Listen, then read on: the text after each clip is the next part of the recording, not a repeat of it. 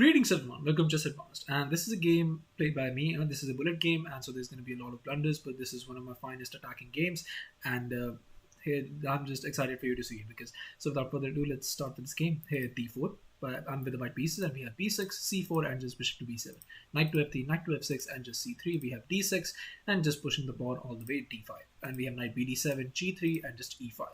I should have played en passant here, but instead of that, I just played bishop to b2, and we have this a5 and castles and knight to c5 and just going for this rook to e1. We have h6, e4 and just bishop to e7. Here a3, bishop back to c8, and here just playing bishop to e3. I know this is one of the stronger pieces here in this position, so you want to keep it, but instead I decided here that it was time just to eliminate that piece, so I exchanged it. So here b captures, and now we have queen to d2 but just a4, just pushing it all the way. Black will mostly here get that attack in and trying to capture that pawn. And here knight to e2 and just rook to b8. And here knight back to h4. What I was thinking is I wanted to play that h4 move and get that knight to here and maybe just trade that bishop off. So here he just played rook to b3 and we have knight to f5 finally, but instead he decided to give me the light square bishop, and we have bishop captures, e captures, and just queen to c8. And now that pawn was threatened, so I had to defend that. So I played this bishop to h3, and now we have this queen to b8. I really missed that, actually, that queen to b8 move. I was just so focused on pushing that to f4 that I completely missed that he has that attack going in. So the best move in this position that I should have played was here rook a to b1, and only after castles now played knight to c3, and after e4 just capture that a4 pawn, and here after knight to d7 rook captures on e4, and only after bishop to f6 now you play this queen to c2, just attacking that rook and not giving him any chances of moving the queen anywhere else, just paralyzing the queen. Here after queen to d4 you play this rook to e7, and only after that knight moves knight to e5 now you play this bishop to g2, knight to d3. Now you're in a lot of trouble because here all of this is in the position, so here you have to be careful. So after defending now you play knight captures on b2.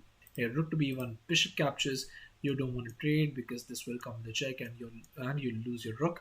So instead what you want to play is this just king to f1. After bishop to d4 now you trade. Now you play after rook to e2. Now once the bishop moves back, now you trade everything. Rook captures, bishop captures, knight captures, and now after pawn captures, or you'll have a piece up. You'll have actually two pieces for the rook, and you could actually win this game because it's going to be very difficult for black to push anything in this position.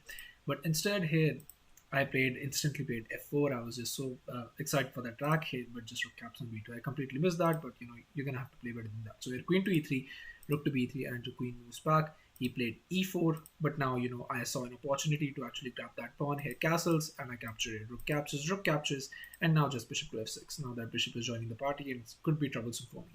Here rook a e1, rook to b1, and now just going for this g4. I was always looking for that opportunity to get those pawns in, maybe just get the queen in, and maybe hopefully he makes a mistake. Here rook captures on a1, but here rook captures, and now the bishop to g4 check. Here king to g2 was played, queen to b3, but now finally going for that g5.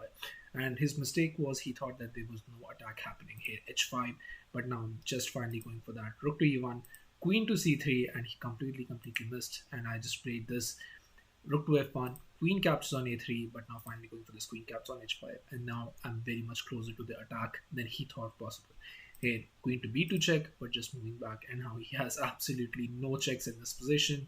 Queen cannot jump in here, or here in this position. It's going to take at least two moves, and my attack is happening just a little bit faster. Here queen to c3 was played, but now just g6, and now the only move in this position that saves him is just rook to d8.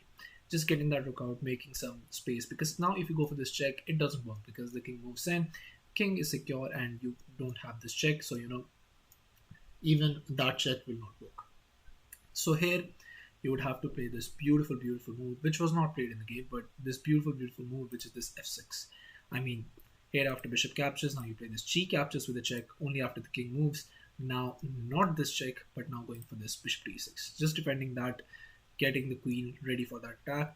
And here after a move like king to e7, bishop to f5, and now after queen to e3, bishop to g6, queen to d1, but now you play this bishop to c3. Now you have to stop that pawn. That pawn is a bit too powerful. Here after bishop to c3, you play this rook to f3, queen to d2, and after you trade the queens and you capture that pawn, you get this position where you have a beautiful pass pawn in f7. And I mean, whatever you do, white is just winning in this endgame.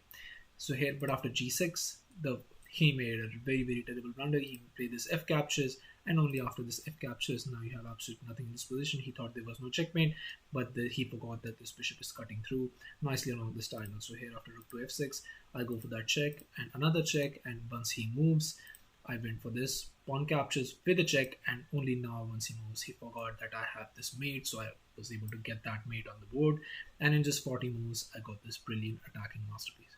So yeah, thank you all for watching. I'll be coming with another amazing games like these, hopefully with much better accuracy than this one. So stay tuned for that, and yeah, thank you all for watching, and I'll see you very soon.